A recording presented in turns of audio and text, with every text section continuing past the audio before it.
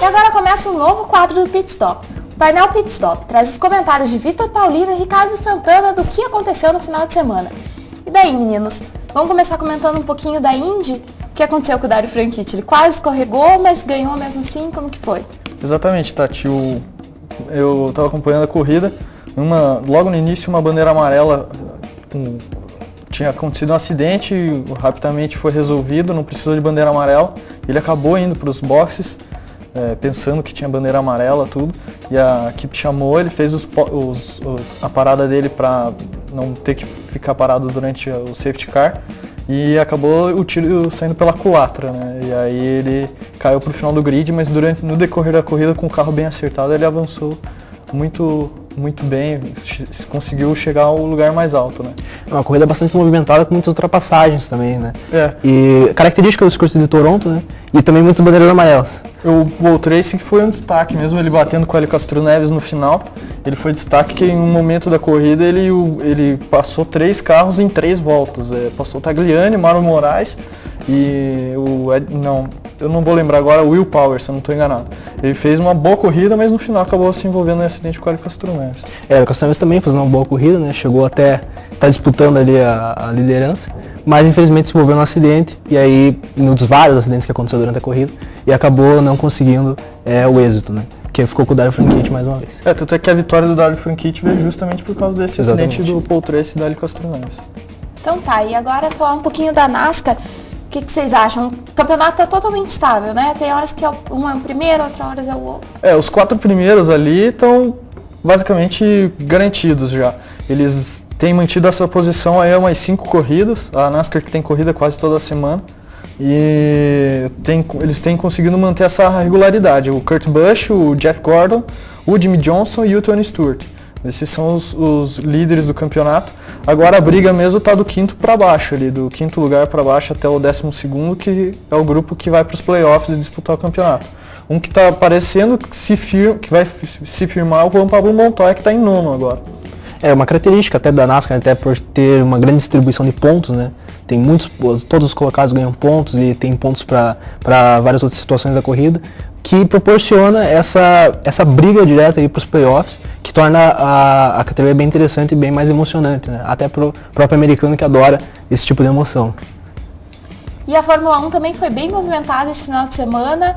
Eu soube que vocês têm uma notícia ainda não confirmada. Como é que é? Conta pra gente. Ontem à noite o Galvão Bueno, no Bem Amigos, falou que o Nelsinho está demitido. De uma fonte segura, ele falou. O Nelsinho está demitido realmente da Renault. Mas até agora a Renault não se pronunciou. O Nelsinho continua falando que segue na equipe. Vai receber um carro novo para o GP da Hungria, que é próximo daqui 2 semanas. Mas não... A Renault oficialmente não declarou nada. O Lucas de Grassi, na página do Twitter dele, falou que sabe de alguma coisa, mas nada concreto, deixou no ar. E a Renault também, por enquanto, não se pronunciou. A princípio, segundo a informação do Galvão Bueno, ele está demitido. Mas eu não confio muito no Galvão Bueno, né? Quem está confirmado a demissão é o Buemi, né? Saiu da Toro Rosso, né? Na verdade, o que poderia sair é o Bourdais, né? Mas nem ele foi confirmado nada, a Toro Rosso não confirmou nada ainda. Na verdade, o Piquet foi a única notícia, assim, foi a bomba da segunda-feira.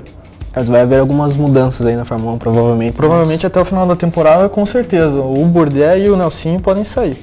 Daí se o Nelsinho sair, entra o Romain Grosjean, que está em 2º no campeonato da GP2. E a própria corrida? Quais os comentários de vocês? Atrapalhada da Brown, né? Atrapalhada a corrida inteira. O Ross Brown tá no desespero, que viu que o Adrian Newey fez um carro muito bom para a Red Bull e ele não está conseguindo acompanhar mais. O que ele está fazendo para compensar isso daí é 3 paradas para o carro andar leve o tempo inteiro e conseguir virar mais rápido. Mas não adiantou nessa corrida, a Red Bull acompanhou o tempo inteiro a Brown, principalmente do Rubinho, o Weber acompanhou o Rubinho mesmo com a punição. E não adiantou, o Rubinho terminou em 6º, terminando a primeira curva em 1º, e o Button foi só o 5º em uma outra corrida, depois a Inglaterra e essa agora, 2 corridas apáticas do Jenson Button, decepcionante. Ele que falou na semana passada que é o melhor piloto da história da Fórmula 1. Um pouco absurdo, né? Um pouco.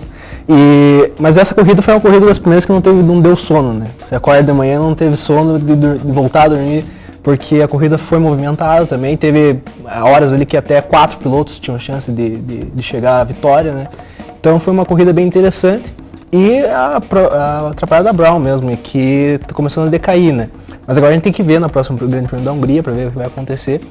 Que o Jason Button tem 6 vitórias, né? Agora o Vettel tem 2. E uma coisa interessante, não é, Vitor? Se aquela lei, o mínimo absurdo que o Max Moser colocou no começo do ano, de quem tivesse mais vitória ganhasse, você acha que o Mark Webber tinha ganhado essa corrida? Com o Vettel em segundo? Não teria, na verdade, justamente por causa desse regulamento. E eu tinha comentado em programas antes do pit stop, o Button precisaria agora mais uma vitória para ser campeão, segundo esse regulamento.